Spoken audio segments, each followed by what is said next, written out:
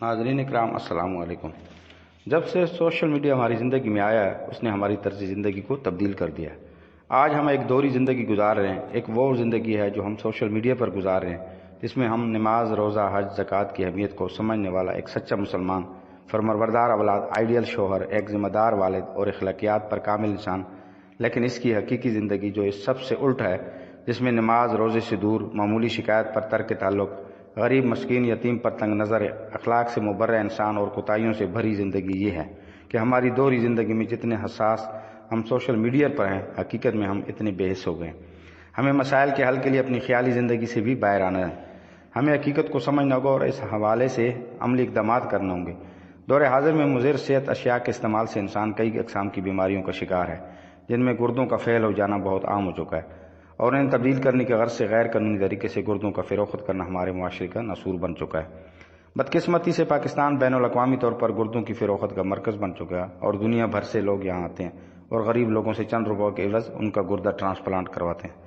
انسان ایک گردے کی مدد سے بھی زندہ رہ سکتا ہے، اس لیے یہ افراد لوگوں کی لاعلمی سے فائدہ اٹھاتے ہوئے ان کا ایک گردہ نکال کر مہنگے داموں فروخت کر دیتے ہیں اور متاثرہ شخص کو چند روپے دے کر یا زور زبردستی چپ کروا دیا جاتا ہے۔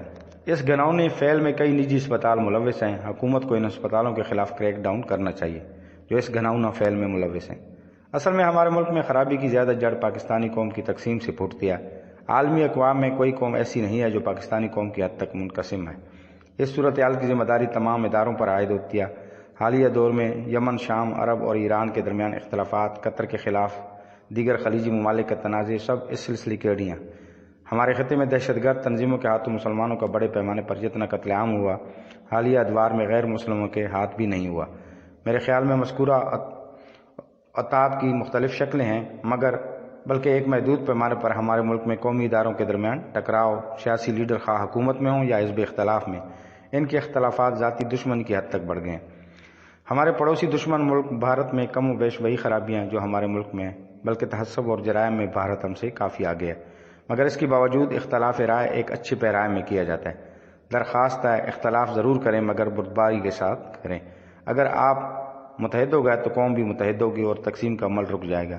اللہ تعالی ہماری قوم کو مثبت خیالات پیش کرنے، تعصب، تنگ نظری، دہشت گردی اور نفرت میں دینے سے بچائے اور صرف انسانیت کی فلاح کی بات کرنے اور معاشرے کے اندر منفی مائنڈ سیٹ کو مثبت مائنڈ سیٹ میں تبدیل کرنے کی توفیق دے۔ آمین ثم آمین۔ وما علینا الا البلاغ۔